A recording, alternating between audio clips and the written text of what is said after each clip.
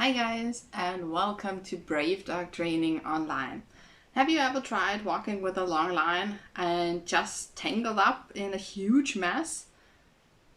Then this video is for you because we're talking about how to deal with a long line, how to handle it, and super easy methods to get started. I'm Anita, I'm a professional dog trainer.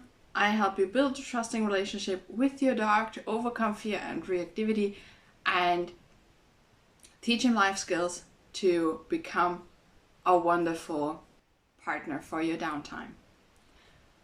Why don't you write me in the comments if you have ever tried walking with a long line and how that experience was for you. And don't forget to subscribe and like, and now have fun.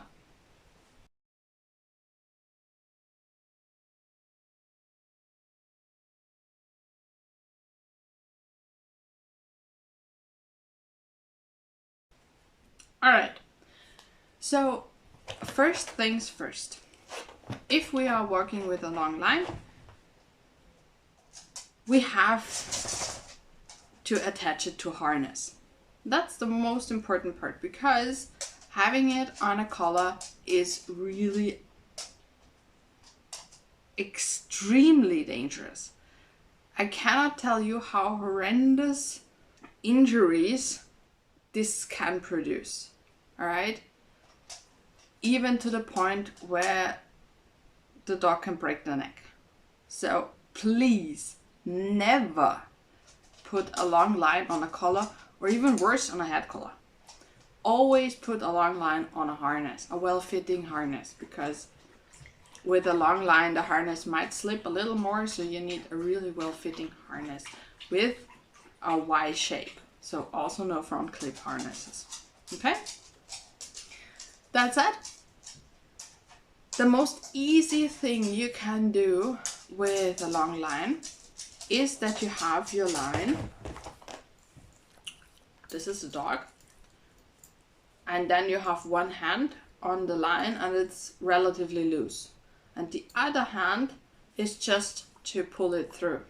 And the dog will pull it in this side and you can pull it on that side. And that way you never get tangled up because the end is just dragging behind you. And the dog doesn't have so much leash that he will get tangled up himself or you will trip over it or something like that. The leash is always relatively tight, not tight in a way that your dog has to pull, but in a way that you don't have these extra loops lying around and getting you into a mess. All right? And this is how it looks in the real world. So you see, this is a lot faster, of course, because the dog is a lot faster and it takes a little practice. So of course, this method only works if there is no traffic and not too many people who could step on your leash end and all those things. So you need to practice it. That's always the case. If you want to be good at something, you have to practice. And it's the same thing with long line walking. What we sometimes just assume is that it will come naturally to us, and then we try it and it's from the outside maybe a little bit funny because we're tripping over it and we're just making this huge mess, and then we give up because it's just too complicated. But if we really start learning and start practicing that, it becomes a lot easier. So this is the first method I would start with when you try a long lead for the first time, because it's just the easiest you could choose. Okay? And the more advanced one would be to keep the leash in your hand. So you have the end here and you have those loops, right? And there's the dog. And if the dog needs more leash, you will pull it out of your hand until the loop is gone. Okay?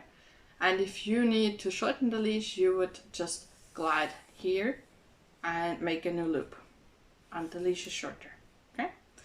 But of course, this takes even more practice, and this is how it looks in real time. You see, so this is again a lot faster, and normally we use long lines for very dynamic dogs. So dogs who want to chase stuff and we're not sure that they are really attentive to us, or new rescue dogs that shouldn't be off leash yet. And of course they are dynamic, they are fast, they are exploring, they are interested in everything, and then we have to be fast with the leash so it doesn't get tangled up on the floor. All right, so again, this takes time to practice, and I would start practicing it in an environment where you have no other difficulties, right? Okay.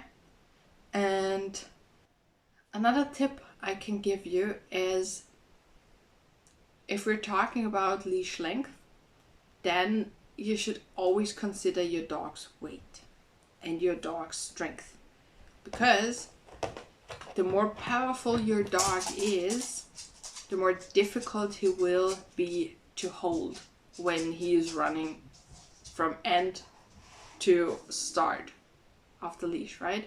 So he's just bouncing into the leash like a crazy dog. And the closer the dog's weight is to yours, the shorter the leash should be, or the easier it is with a shorter leash, okay? But everything around 5 meters is something that will be more easy to handle, and everything longer than that takes a little more practice, and it's more difficult with a heavier dog. So always decide what leash length you're comfortable with and what your dog is safe with. Okay? And now I would love to read those comments about how your experiences was with long leashes and how this helped you. I would love to read those, and don't forget to subscribe and like, and I wish you an amazing time with your dog hiking with a long line. We'll see each other next time. Bye.